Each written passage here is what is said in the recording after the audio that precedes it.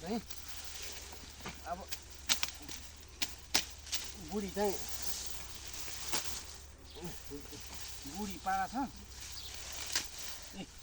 घाँस काट्दैछु के गर्ने अब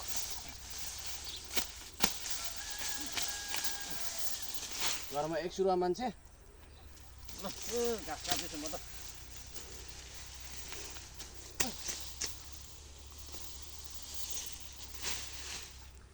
ल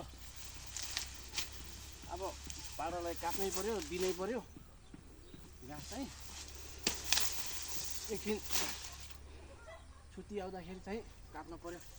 भनेर हो धेरै दुःख छ काट्न पनि ल